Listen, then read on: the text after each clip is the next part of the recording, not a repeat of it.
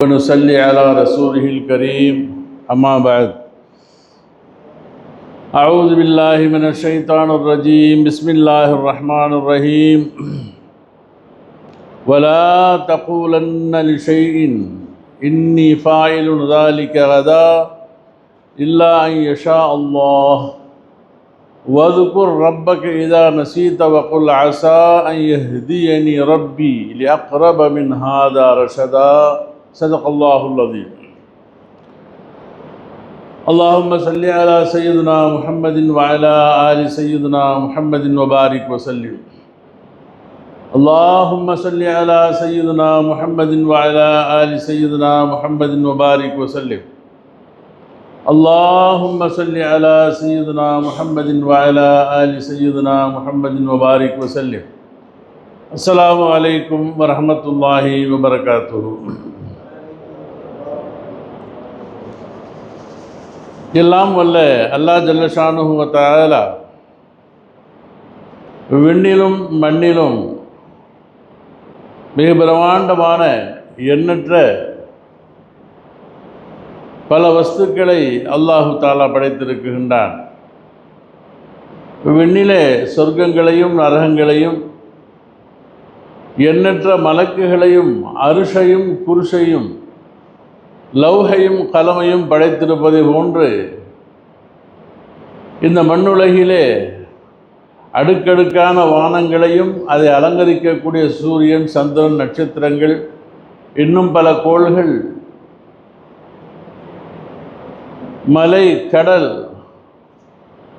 கண்ணுக்கு தெரியக்கூடிய கண்ணுக்கு தெரியாத எத்தனையோ வஸ்துக்கள் பிரம்மாண்டமானவைகளிலிருந்து சாதாரண வஸ்துக்கள் வரையிலே அல்லாஹ் படைத்து அந்த எல்லா படைப்புகளிலேயும் மிக உயர்ந்த சிரேஷ்டமான படைப்பாக மனிதர்களை அல்லாஹு தஆலா படைத்திருக்கின்றான்.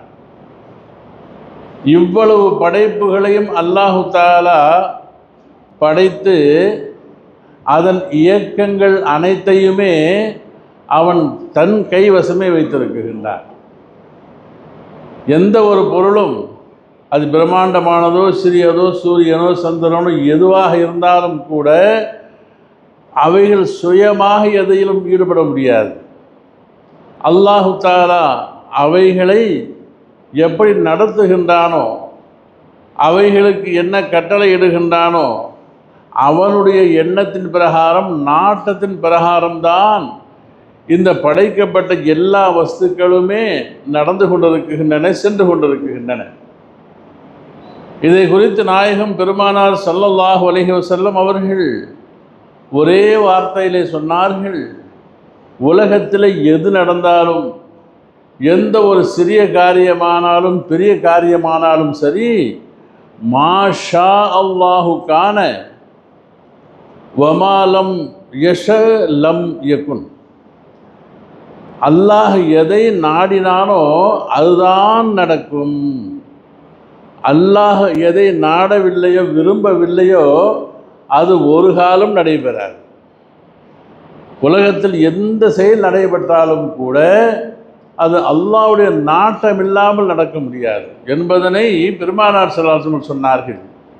இதே செய்தி அல்லாஹு தஆலா வலியுறுத்தும் முகமாக கம்பீரமாக அல்லாஹ் சொல்லி காட்டுவார். சூரிய தக்வீர் 81வது சூரா, அடிக்கடி நாம் தொழுகையிலே கேட்கக்கூடிய இதஷம் சுகுவிரத் வைதன் நுஜூமுன் கதரத் என்ற அந்த சூறாவினுடைய கடைசி ஆயத்தாக அல்லாஹ் சொல்லும் பொழுது, இறுதியாக சொல்லும் பொழுது மிக கம்பீரமாக சொல்லுகின்றான், வமா தஷாஊன இல்லா அன் யஷா அல்லாஹு ரப்புல் ஆலமீன். நீங்கள் உங்கள் மனங்களிலே ஒரு நாட்டத்தை கொண்டு வருவீர்களேயானார், துன்யா சம்பந்தமாகவோ ஆகிரத் சம்பந்தமாகவோ ஏதோ ஒரு நினைவு உங்களுக்கு வருகின்றது, ஒரு எண்ணம் ஏற்படுகிறது என்று சொன்னால் அதுவும் கூட அல்லாஹ் எண்ணாமல் உங்களுக்கு வராது என்பதாக சொல்வான். உங்களுக்கு ஒரு நாட்டம் ஒரு எண்ணம் மனதிலே தோன்றுவதும் கூட அதையும் நான் தான் தோன்ற வைக்குகின்றேன். என்னுடைய நோட்டமில்லாமல் நோக்கமில்லாமல் என்னுடைய அந்த மன்ஷஅத் இல்லாமல் நீங்கள் நினைக்கவும் கூட முடியாது. அந்த அளவிற்கு அல்லாஹ் ஜல்ல ஷானஹு வ தஆலா வல்லமை படைத்தவன், ஆளுமை உள்ளவன் என்பதை அல்லாஹ் அந்த சூறாவிலே அந்த ஆயத்தை சொல்லி முடிக்கிறான். வமா தஷாஊன, நீங்கள் எதை நாடினாலும் கூட, உங்கள் மனதில் எந்த எண்ணம் வந்தாலும் கூட, இல்லா ஐ யஷா அல்லாஹு ரப்புல் ஆலமீன், ரப்புல் ஆலமீனான அல்லாஹு தாலாவுடைய நாட்டம் இல்லாமல் வருவதில்லை என்பதாக. எனவே இந்த அல்லாஹ்வுடைய நாட்டம், இதை அரபியிலே மன்ஷா என்பதாக சொல்வாங்க. மன்ஷா, நாட்டம்.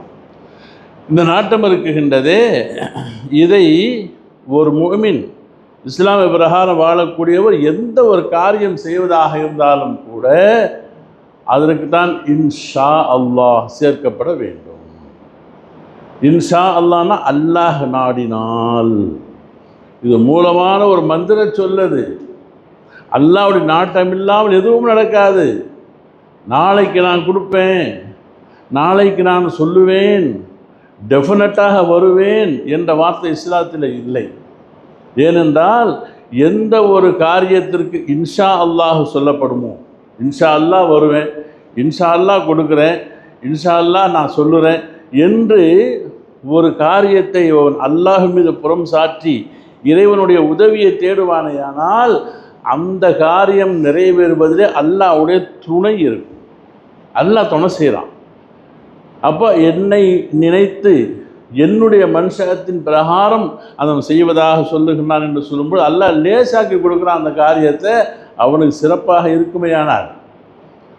அதே நேரத்தில் நான் செய்கிறேன், நான் கொடுப்பேன் என்பது இஸ்லாத்தினுடைய கொள்கை அல்ல, முஸ்லீம்கள் அல்லாத ஒரு கொள்கை. டெஃபினட்டாக நான் சொல்லுவேன் பார், நான் சொன்னது தான், செஞ்சது தான் என்பதாக பேசுவதெல்லாம் இஸ்லாத்தில் இல்லை. அல்லாஹ் அதை ரொம்ப வெறுக்கிறான் அந்த வார்த்தையை.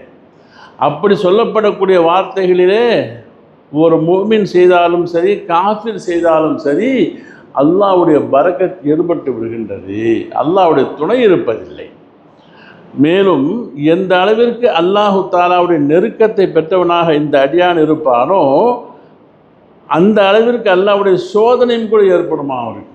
அல்லாஹு தாலா அந்த காரியத்தை பிற்படுத்திடுவான், நடக்காமல் விட்டுருவான், கேவலப்படுத்தவும் செஞ்சிருவான்.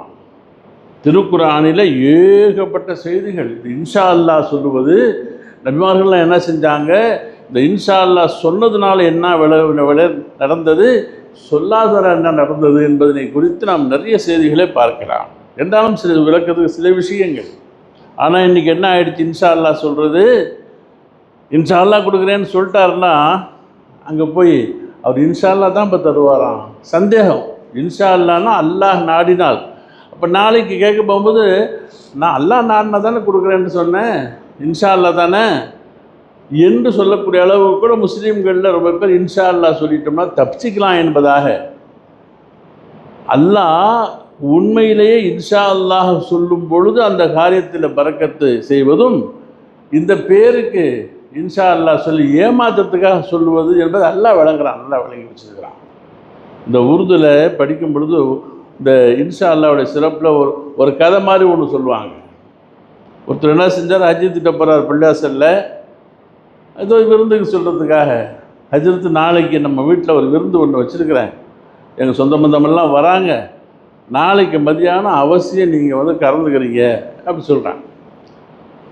அப்போ ஹஜ்ரத் சொன்னாங்க, இன்ஷா அல்லாஹ்ப்பா, நான் இன்னும் அந்த சில அழைப்புகள்லாம் இருக்குது, இன்ஷா அல்லாஹ் வரேன்னா. இன்ஷா அல்லாஹ்லாம் சொல்லக்கூடாது, நீங்கள் இன்ஷா அல்லாஹ் சொல்லி ஏமாத்திடக்கூடாது, இன்ஷா அல்லாஹ் சொல்லாதீங்க, நேராக வரீங்க டெஃபினட்டான்னாங்க. இன்ஷா அல்லாஹ்னாங்க. இல்லை ஹஜ்ரத் உண்மையில் தான் சொல்கிறேன், இன்ஷா அல்லாஹ்னாங்க. சரி, ரொம்ப அவசரமாக எங்கேயோ போகிற மாதிரி இருக்குது, என்ன செய்தின்னா ஜுப்பாக்கு பலம் போட்டு ரெடியாக வந்திருக்காரு. நாளைக்கு விருந்துக்கு ஒரு ஆடு ஒன்று வாங்கலான்னு இருக்கேன், நாளைக்கு கறியெல்லாம் விலை அதிகமாக இருக்குது, ஒரு ஆடாக வாங்கிட்டு தரத்துலாம்னு சொல்லிட்டு சந்தைக்கு போயிட்டுருக்கிறேன், நான் நல்ல ஆடாக பார்த்து வாங்க போகிறேன், இன்ஷா அல்லாஹ் சொல்லுப்பான்னு அஜித். இன்ஷா அல்லாஹ் சொல்லு, இன்ஷா அல்லாஹ் வாங்கிட்டு வர போகிறேன்னு சொல்லு.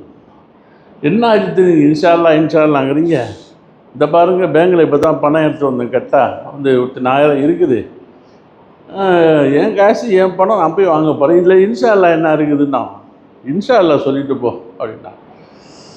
இந்த மனுஷனுக்கு நல்ல நம்பிக்கை இல்லை, இன்ஷா அல்லாஹ் சொன்னால் சந்தேகம் போட்டிருக்குன்னு சொல்லிட்டு இங்கேருந்து பஸ்ஸு பிடிச்சி உட்காந்துருக்கும்போது ஜுப்பா வச்சா அந்த பணம் தனியாக இங்கே தெரியுது. நல்லா பக்கத்தில் திருட உட்காந்துருக்கிறான், அழகாக கட் பண்ணி எடுத்துட்டான். இங்கேருந்து போனார் சந்தைக்கு, ஆடை விலை பேசினார், நல்ல மலுவாத்தான் இருந்துச்சு அவருக்கு. சொல்லிவிட்டு ஜோப்பில் கை விட்டா அவனேங்க, என்னடா இது, ஹஜ்ஜத் நினப்பு வந்துருச்சு, இன்ஷா அல்லாஹ் சொல்லிட்டு போக சொன்னாங்க. ஏன் காசு ஏன் பணம்னு சொல்லிட்டு நான் வந்தேன், அவமானமாகி போச்சு, காசு கொடுங்க அப்படிங்கிறான். என்ன இல்லைப்போ கொண்டு வந்தேன்ப்பா, இப்போ திரும்பி போக கூட காசு இல்லை, பஸ்ஸுக்கு எல்லாம் அப்படியே அடிச்சுட்டு போயிட்டானுட்டு அவர் அப்படியே கை சேர்த்துப்பட்டு ஒரு வழியாக சேர்ந்தார். இப்போ நாளைக்கு வந்துலாம் சொல்லிட்டாரு, நேராக ஹஜ்ஜத்துக்கு தான் வந்தார். ஹஜ்ரத்துன்னு கூப்பிட்டார். ஏன்னு வந்தாங்க ஹஜ்ரத்து, இன்ஷா அல்லாஹ் அப்படின்னா. என்னடா சலாம் சொல்லுவாங்க, நீ இன்ஷா அல்லாஹ் சொல்கிறீங்க. இன்ஷா அல்லாஹ் போனானா, இன்ஷா அல்லாஹ் சந்தைக்கு போய் வாட்ட விலையெல்லாம் பேசுனானா, இன்ஷா அல்லாஹ் வந்து பணம் கொடுக்கலான்னு ஜோப்பில் கையை விட்டேனா, இன்ஷா அல்லாஹ் காணுங்க ஹஜ்ரத்துண்டானா. என்னப்பா ஒன்றும் புரியலையே, நான் வந்து தப்பு பண்ணிட்டேன் ஹஜ்ரத்து. அட ஒரே ஒரு இன்ஷா அல்லாஹ் சொல்லியிருந்தால் போதும், அல்லாஹ் பரக்கத்து செஞ்சுருப்பான், உனக்கு இவன் கூட இருந்திருப்பான். நீ இன்ஷா அல்லாஹ் சொல்லுவதே லேசு கருதுன்னு அல்லாஹ் ஒன்று அசிங்கப்படுத்திட்டான் பத்தியா அப்படின்னு சொன்னதாக சொல்லுவாங்க. அப்போ இந்த இன்ஷா அல்லாங்கிற வார்த்தை லேசானது அல்ல. அல்லாஹ்வை துணைக்கு அழைப்பதோடு அல்லாஹு தாலாவை கண்ணியப்படுத்தி, எனக்கு எந்த சக்தியும் இல்லை, என்னாலெல்லாம் செய்ய முடியாது, கொடுக்க முடியாது, அல்லாஹ் நாடினால் நான் தருகிறேன் என்று சொல்லும் பொழுது அல்லாஹ் இவருடைய வியாபாரத்தில், இவருடைய சொல் செயல்களில் அல்லாஹ் உதவி செய்ய ஆரம்பிச்சிடலாம். இது அல்லாஹ் விளங்கணும். இது சம்பந்தமாக திருக்குரானில் ஹதீஸில் பார்க்கும் பொழுது நிறைய செய்திகள்.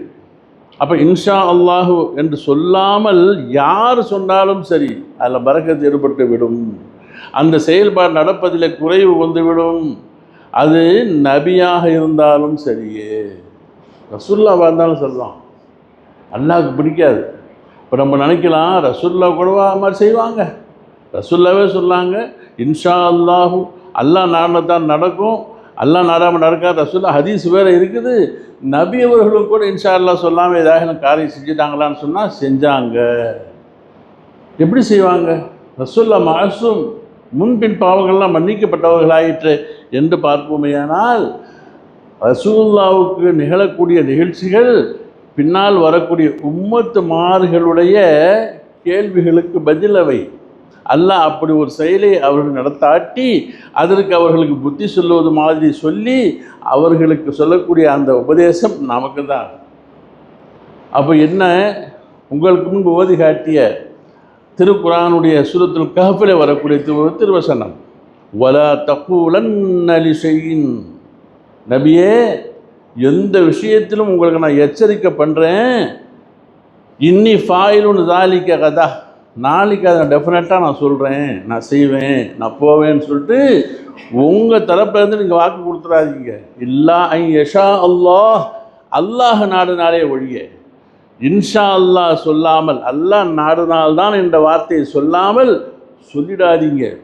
வலா தகூலன்னங்கிறான். அரபி படித்தவங்களுக்கு தெரியும், அந்த லன்னு சொன்னால் நிச்சயமாக சொல்கிறேன், கண்டிப்பாக சொல்கிறேன், சொல்லிடாதீங்க.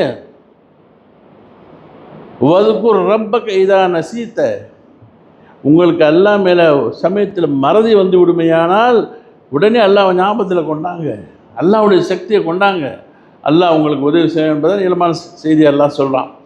ஏன் இது சொன்னான், எப்போ நடந்துச்சு என்று பார்க்கும் பொழுது, நபி பெருமானார் ஸல்லல்லாஹு அலைஹி வஸல்லம் ஆரம்ப காலம் மக்காவுடைய வாழ்க்கையிலே இஸ்லாத்தை மக்களுக்கு போதிக்கும் பொழுது, இஸ்லாத்தை ஏற்றவர்களெல்லாம் யாருங்க, அடிமைகள், ஹபஷிகள், தரம் குறைந்த மக்களுக்கு மத்தியில் பார்ப்பதற்கு தாழ்ந்த இனங்கள் என்றெல்லாம் சொல்கிறாங்க இல்லையா, அப்படிப்பட்ட ஆளுகத்தான். பெரும் ஆளுகள்லாம் வரதில்லை, கிட்டே வரமாட்டாங்க, ரொம்ப எதிர்ப்பு, இவர்கள் கூடலாம் பேசிட்டு உட்காந்துக்கிறார் பார் என்பதாக நபிகளார் அவர்களை அதுக்குன்னு கிட்டே போக மாட்டாங்களாம்.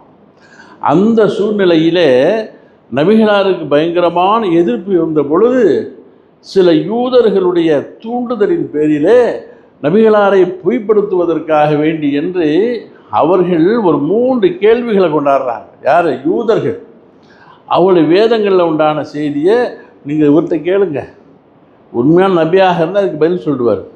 இது தெரியலன்னு சொன்னாக்கா அவர் நபின்னு ஒத்துக்காதீங்க, நீங்கள் பொய்யர் என்பதாக சொல்லி நபி பெருமானார் ஸல்லல்லாஹு அலைஹி வஸல்லம் வராங்க. வந்து முகம்மது, உங்கள்கிட்ட ஒரு 3 கேள்வி கேட்கலான் இருக்கிறோம். அந்த 3க்கும் நீங்கள் பதில் சொல்லி ஆகும். கேளுங்கப்பா. 1வது, எஸ் அலூனக அனிர் ரூஹ். ரூஹுனா என்ன, உயிர்னா என்ன, அது சம்மந்தமாக எங்களுக்கு நீங்கள் சொல்லுங்கள். உயிர் வாங்குறது, உயிர் வருது போகிறதெல்லாம் சொல்கிறோமே, ரூஹுனா என்ன, எப்படி இருக்கும், அதனுடைய தன்மை என்ன, அது சொல்லணும். ஒரு கேள்வி. 2வதாக, முந்தைய காலங்களில் வாழ்ந்த ஒரு சில சகோதரர்கள், ஒரு 4-5 பேர் குகைக்கு போனாங்க, நீண்ட காலம் தங்கினாங்க, ரொம்ப காலம் கழித்து வெளியே வந்தாங்க. ஆனால் அவர்கள் பாதுகாப்பாக இருந்தாங்க. அவர்களுடைய அந்த கொண்டு போன பொருளெல்லாம் வீணாகலை. அது பல 100 ஆண்டுகள் தங்கியிருந்தாங்க. அது உள்ளக்க வெளியே வந்தாங்க, செல்லாமத்தான் வந்து பார்த்தா உலகமே மாறி இருக்குது. யாருடைய பார்வைக்கு படாமல் மறைஞ்சிருந்துட்டாங்கல்ல, பாதுகாத்தான். அவர்கள் யார், எத்தனை பேர், என்ன செய்தி? 2வது. 3வது, இந்த உலகம் முழுக்க ஒரே கொடையில் ஆண்ட அந்த துல்கர்னைன் என்று சொல்லக்கூடிய அந்த மன்னரை குறித்த செய்தி எங்களுக்கு வேணும். துல்கர்னைனை பற்றி வேணும். அஸ்ஹாபுல் கஹஃப் என்ற குகைவாசிகளை பற்றி சொல்லுங்கள். இந்த ரூஹுனா என்னன்னு சொல்லுங்கள். இந்த 3ஐயும் நீங்கள் சொல்லிட்டீங்கன்னு சொன்னால் நீங்கள் நபி என்பதாக நாங்கள் ஏற்றுக்கொள்கிறோம்னு சொன்னாங்க. அப்போ நபி ஸல்லல்லாஹு அலைஹி வஸல்லம் அவர்கள் எந்த செய்தியையும் சுயமாக பேசுவதில்லை, சொந்தமாக சொல்கிறதில்லை. அப்போ வமா யன்திகு அனில் ஹவா இன் ஹுவ இல்லா வஹ்யி யூஹா, அல்லாஹ்வே சொல்கிறான். நம்ம தூதர் ஸல்லல்லாஹு அலைஹி வஸல்லம் அவர்கள் சொந்தமாக இச்சையாக எதையும் பேச மாட்டாங்க. அவர் எதை பேசினாலும் நம்முடைய வஹி தான் என்பதாக அல்லாஹ் சொல்கிறான். அப்போ பெருமானார் ஸல்லல்லாஹு அலைஹி வஸல்லம் அவர்களுக்கு அதுவரையில் அது சம்பந்தமான வஹி அனுப்பப்பட இல்லை. அப்போ என்ன சொன்னாங்க, மனதில் அல்லாஹ் மறந்துட்டுலாம் சொல்ல இல்லை, ஜிப்ரைல் வருவாங்கள்ல, அவங்கள்ட்ட கேட்டுக்குவோம் என்ற எண்ணத்திலே நாளை சொல்லுகிறேன்னு சொல்கிறாங்க. இந்த 3 கேள்விக்கு பதில் நாளைக்கு சொல்கிறேன் அப்படின்ட்டாங்க. இந்த வார்த்தை அல்லாஹ்வுக்கு பிடிக்கல. என்ன மறந்து நாளைக்கு நீங்களா எப்படி சொல்ல முடியும், நான் சொன்னதானே சொல்ல முடியும், எப்படி நீங்களா சொன்னீங்க என்பதற்காக வேண்டி அல்லாஹ்வுடைய கோபம் ஏற்படுகின்றது. தஃப்சீர்களில் எழுதுகிறாங்க, 15 நாள் வஹி தள்ளி போனது. இன்னொரு ஹதீஸ் பிரகாரம் 25 நாள் வஹி தள்ளி போனது. அப்போ மறுநாள் காலையில் குப்பார்கள்லாம் வந்துட்டாங்க. நாளைக்கு சொல்கிறேன்னு சொன்னீங்கல்ல, அந்த 3 கேள்விக்கு பதில் சொல்லுங்கன்னாங்க. ரசூலுல்லாஹ் எப்போவுமே யாருக்கும் தாழ்ந்து போனவங்க இல்லை. அவர்களை பார்த்துட்டு முழிக்கிறாங்க. எப்போ உள்ளது தானே, நாளைக்கு சொல்கிறேன்னு சொன்னீங்கல்ல, ராவெல்லாம் எதிர்பார்க்குறாங்க. இவங்க வரத்துக்குள்ளே எனக்கு வஹி வரணுமே, அல்லாஹ் சொல்லணுமே, பதில் சொல்லணுமேன்னு சொல்லி எதிர்பார்க்குறாங்க. வரல. மனசுக்கு கவலையாகிடுச்சு. வந்தாங்க, பதில் சொல்கிறதுக்கு ஒன்றும் இல்லை. உடனே ஒரு மாதிரியாக சிரித்தானுங்க. இன்னும் நபின்னு சொல்கிறீங்க, அல்லாஹ்வுடைய ரகசியம்லாம் பேச தெரியும்னு சொன்னீங்க, பதில் தெரியலையா, அவருக்கு தெரியலையா, சரி நாளைக்கு வந்து சொல்லுவோம். நாளைக்கு வந்து கேட்போம், அப்பாவே சொல்கிறியான்னு பார்ப்போம். மறுநாள் வந்தாங்க. ஒவ்வொரு நாளும் இதுக்குன்னே வந்து பெருமானாரிடம் கேட்க, பெருமானார் ஸல்லல்லாஹு அலைஹி வஸல்லம் அவர்களுக்கு ரொம்ப வேதனையாக போயிடுச்சு. வெளியே போய் பரப்பி விட்டாங்க. அவருக்கு ஒன்றும் தெரியாது, சும்மா விடுறாரு. நாங்கள் ஒரு 3 கேள்வி கேட்டோம், அவருக்கு தெரியல என்று சொல்லி பெருமானார் அவர்களை அசிங்கப்படுத்தி பேசிவிடுகின்றார்கள். பெருமானார் ஸல்லல்லாஹு அலைஹி வஸல்லம் அவர்களுக்கோ நம்மளை எல்லாம் கைவிட்டுட்டானோ என்று நினைக்கக்கூடிய அளவிற்கு ஒரு கவலை, எல்லாம் நம்மளை கைவிட்டுட்டான் போல இருக்குது என்ற கவலையின் பொருட்டால் ஏங்கி வானத்தை எதிர்பார்த்திருக்கக்கூடிய அந்த சூழ்நிலையிலே அந்த 25 நாளோ அல்ல 15 நாளோ கழித்து வஹி வருகின்றது. ஜிப்ரீல் வராங்க. என்ன வஹி கொண்டு வராங்க, இந்த செய்தியை சொல்ல வரல. வலா தக்கூலன்ன லிஷைஇன் இன்னி ஃபாயிலுன் ஸாலிக கதா. எதை நபியை நீங்கள் பேசினாலும் நாளைக்கு நான் பேசுகிறேன், சொல்கிறேன், நாளைக்கு நான் கொடுப்பேன், நான் செய்வேன் என்பதாக எந்த காரியத்தையும் உம்மோடு சேர்த்து பேசிவிடாதீங்க.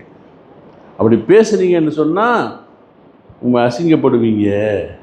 உங்களுக்கு வஹி தள்ளி போகுவதற்கு, அல்லாஹ்வுடைய வெறுப்பு ஏற்படுவதற்கு காரணமாக அந்த காரியம் நடைபெறுவதிலே சந்தேகம். அல்லாஹ் கண்டிக்கிறான். நமக்கும் அது பாடம். அந்த வஹி என்னென்ன வந்துச்சு என்பது அது 3 பதில் அப்புறம் சொல்கிறாங்க. அதுதான் இந்த சூறாவே நமக்கு கஹஃப் சூரா சொல்லக்கூடிய செய்தி. அது தயிர்.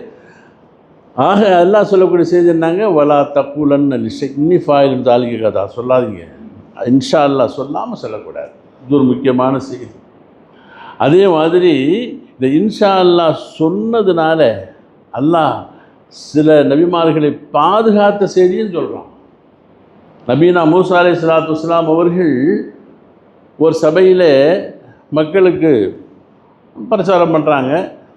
அப்போ ஒரு ஆள் எழுந்துச்சு கேட்டான், யா மூசா மன் ஆலமுன் நாசி, இந்த உலகத்திலேயே ரொம்ப பெரிய எல்லாம் அறிந்த அறிஞன் யாருன்னு கேட்டான். அவர் கேள்வி, மன் ஆலமுன் நாஸ், மக்களிலேயே ரொம்ப பெரிய அறிவாளி யாருன்னு கேட்டாங்க. மூசா அலைஹிஸ்ஸலாம் யோசனை பண்ணாங்க, யார் இருக்கிறா சொல்லிட்டு ஆனான்ட்டாங்க, நான் தான் அப்படின்ட்டாங்க. அல்லாவுக்கு அது பிடிக்கல. அல்லாவுடைய கிருபையால் அல்லாஹ் என்கிட்ட பேசுகிறான், நான் தான் இருக்க கூடுமோ இன்ஷா அல்லாஹ் என்றெல்லாம் சொல்லியிருக்க வேண்டும். அவங்க சொல்லுவதான், ஆனால் ஒரே வார்த்தை நான் தான்ட்டாங்க. அல்லாஹ் அவர்களை சோதிக்குகின்றான். அதுவும் சூரத்துல் கஹ்ஃபில் வரக்கூடிய செய்தி தான். அப்போ அல்லாஹ் என்ன செய்கிறான், மூசா அலைஹிஸ்ஸலாமுக்கு வஹி அனுப்பணும் சொல்லி என்ன சொன்னால், மூசாவே நிறைய செய்திகளை கற்றுக்க வேண்டியிருக்கு, ஆலமுன்னாஸ்ன்னு சொல்லிவிட்டீங்க, உலகத்தில் நான் தான் அது பெரிய ஆளுன்னு சொல்லிவிட்டு உங்களை விட பெரிய ஆள் இருக்கிறார், ஹில்ர் என்று சொல்லக்கூடிய ஒரு ஆபீத் இருக்கிறார், இன்ன இடத்துல இருக்கிறார், அவரை தேடி நீ போகணும் சொல்லிவிட்டு சில அடையாளங்களை சொல்கிறான். நீளமான செய்தியாக வரும் குர்ஆனில். சூரத்துல் கஹ்ஃப் பார்த்தீங்கன்னா உங்களுக்கு தெரியும். அந்த இடத்த கண்டுபிடிச்சி அவங்கள பார்த்து அவர்களிடம் பல செய்திகளை அவங்க வாங்குகிறாங்க. பல நடைமுறைகள் எல்லாம் மாற்றமான செய்திகள் எல்லாம் காட்டப்படுகின்றது, அதெல்லாம் பார்க்குறாங்க. கடைசியாக அது வரைக்கும் அல்லாஹ்வுக்கு கோபம் தீரல. கடைசியாக ஒரு வார்த்தை சொல்கிறாங்க. என்ன சொல்கிறாங்க, சதஜிதுனி இன்ஷா அல்லாஹு சாபிரன் வலா அஸீ லக அம்ரா, சதஜிதுனி இன்ஷா அல்லாஹ் சாபிரன் வலா அஸீ லக அம்ரா. அந்த ஆலிமாகிய அந்த ஹித்ர் அலைஹிஸ்ஸலாம் அவர்கிட்ட சொல்கிறாங்க, நீங்கள் செய்கிற காரியமெல்லாம் எனக்கு மனசுக்கு வேற்றுமையாக தெரியுது, ஆனால் அவர் காரியம் சொல்கிறதுன்னே சொல்லிட்டாங்க, நீங்கள் நான் எதை செஞ்சாலும் ஏன் செய்கிறீங்கன்னு மட்டும் கேட்கக்கூடாது என்பதாக. நான் கேட்கவே இல்லை என்றாலும் கேட்டுடுறாங்க. மறுத்து அவங்களுக்கு விளக்கம் சொல்லப்படல. கடைசியாக விளக்கம் சொல்கிறாங்க. கடைசியாக இன்ஷா அல்லாஹ் நான் சபுர் செய்கிறேன், நான் உங்கள் கட்டளையை கட்டுப்படுகின்றேன்னு சொன்ன பொழுது பதிலெல்லாம் சொல்லப்படுகின்றது. அல்லாஹ் அவர்களை விளக்க வச்சான், நீ பெரிய மனிதன் அல்ல, அல்லாஹ் தான் மிகப்பெரியவன் என்பதனை விளங்க வைக்கிறான். இன்ஷா அல்லாஹ் சொன்னான். அடுத்தபடி நபீனா இஸ்மாயில் அலைஹிஸ்ஸலாம் இருக்கிறாங்க இல்லையா, கத்தி வச்சு அறுக்க போகும் பொழுது என்ன சொல்கிறாங்க, சதஜிதுனி இன்ஷா அல்லாஹ், இன்ஷா அல்லாஹ் சதஜிதுனி, என்னை நீங்கள் சாபிராக பெற்றுக்கொள்வீர்கள், என்னை பொறுமையாளர்களாக பெற்றுக்கொள்வீர்கள், நீங்கள் அறுக்க செய்யுங்கள் என்பதாக தந்தைக்கு அவர்கள் இன்ஷா அல்லாஹ் சொல்கிறாங்க. அப்போ இன்ஷா அல்லாஹ் சொல்வதன் மூலம் அவர்களுடைய பதவிகள் அந்தஸ்துகளெல்லாம் உயர்த்தியதை சொல்கிறான். அதே மாதிரி நபியினா சுலைமான் அலைஹிஸ்ஸலாத்து வஸ்ஸலாம் அவர்களுடைய சரித்திரம் நீளமானது. இந்த உலகத்திலே மிகப்பெரிய ஆட்சி அதிகாரங்கள் எல்லாம் அவர்கள் கொடுத்தான். மனிதர்களுக்கு ஜின்களுக்கெல்லாம் அவர்கள் தலைமையாக இருந்தார்கள். உலகில் உண்டான பறவைகள், பட்சணங்கள், எறும்பு பேசக்கூடிய பாஷைகளை எல்லாம் அவர்களுக்கு கற்றுக் கொடுக்கப்பட்டது. அதையெல்லாம் விளங்கக்கூடிய மிகப்பெரிய ஆட்சி அதிகாரம். எந்த அளவுக்கு, எனக்கு பிறகு இது போன்ற ஆட்சியை யாருக்கும் தராத அளவுக்கு பெரிய ஆட்சி எனக்கு கொடு என்பதாக கேட்டுக்கிட்டாங்க. அல்லாஹ் கொடுத்தான். நபி சுலைமான் அலைஹிஸ்ஸலாத்து வஸ்ஸலாம் அவர்களுக்கு அவர்கள் செய்த ஒரு சிறிய தப்பு இன்ஷா அல்லாஹ் சொல்ல மறந்ததை குர்ஆன் சொல்லி காட்டுகின்றது. அல்லாஹ் குர்ஆனில் சொன்ன, வலக்கது ஃபதன்னா சுலைமானுக்கு பெரிய சோதனை ஒன்று நம்ம வச்சுட்டோம். என்ன சோதனை? நபி சுலைமான் அலைஹிஸ்ஸலாத்து வஸ்ஸலாம் அவர்கள் மனதில் ஒரு எண்ணம் வருகின்றது, மிகப்பெரிய ஆட்சி அதிகாரம், இஸ்லாத்தை பரப்பக்கூடிய வேலை, நுபுவத் வேற, எதிரிகள் எல்லாம் கூட இருக்கிறாங்க, இஸ்லாத்தில் வராத எதிரிகள் எல்லாம் இருக்கிறாங்க, அவர்களோடு அவ்வப்பொழுது போர் புரிய வேண்டிய சோல்ஜர்ஸுகள் எல்லாம் தேவைப்படுகின்றது. அதனால் அவங்க மனசில் என்ன நினைக்கிறாங்க, அப்போ நம்ம சட்டம் மாதிரி இந்த கல்யாணம் செய்கிறதுக்கு 4 பெண்களுக்கு மேலே கூடாதுன்னு சொல்கிறோம் இல்லையா, அந்த சப்ஜெக்ட் ஒரு பக்கம் இருக்குதான். அவர்களுக்கு 100 மனைவிகள் இருந்தாங்களாம். யாருக்கு? நபி சுலைமான் அலைஹிஸ்ஸலாத்து வஸ்ஸலாம் அவர்களுக்கு. அந்த காலத்துடைய சட்டம் அது, ஷரியத் அது. அப்போ அந்த அளவுக்கு வலிமை உள்ளவர்கள், ஆட்சி உள்ளவர்கள், அந்த அளவுக்கு வசதி உள்ளவர்கள், எல்லா வகையிலும் அவங்களுக்கு எல்லா வசதியும் கொடுத்துருந்தான். உடல் வகையிலும் சரி, பொருள் வகையிலும் சரி, எல்லாம் கொடுத்துருந்தான். அவங்க மனசில் நினைக்கிறாங்களாம், நான் ஒரே இரவில் எனது 100 மனைவிகளையும் நான் சந்திப்பேன், தொடர்பு கொள்ளுவேன். அந்த 100 பேர்களுமே ஹமலாகுவார்கள். அந்த 100 பேர்களும் ஆண் குழந்தையை பெற்றெடுப்பார்கள். அந்த 100 பேரையும் நான் வீரனாக வளர்த்து அல்லாஹ்வுடைய பாதையில் அல்லாஹ்வுக்காக ஜிஹாது செய்வதற்காக முஜாஹிதீன்களாக அழைத்து போவேன் என்பதாக ஒரு நியத்து வைக்கிறாங்க. அப்போ ஒரு மலக்கு இறங்கினார். என்ன சுலைமான் அவர்களே, என்ன நீங்கள் பாட்டில் சொல்லிட்டீங்க, இன்ஷா அல்லாஹ் சொன்னீங்களா அப்படின்னா, இன்ஷா அல்லாஹ் சொல்லாமல் நீங்கள் பாட்டில் நியத்து வைக்கிறீங்க, அல்லாஹ் மறக்கடிக்கிறான் போலுக்கு சொல்லவே இல்லை. என்ன ஆச்சுன்னு கேட்டால் தப்சீர்களில் விளக்கம் சொல்லப்படுகின்றது. அந்த 10 மாதம் கழிஞ்சான், யாருக்குமே குழந்தை பிறக்கலை. ஒரே ஒரு பெண்மணிக்கு குழந்தை பிறந்தது, அதுவும் குறை பிரசவமாக, அறகுறைய சதை துண்டு என்பதாக. அந்த துண்டை கொண்டு வந்து அவர்களுடைய வாழ்க்கைனா அலா குர்சிஹி ஜசதன் அப்படிங்கிறான் அல்லாஹ்.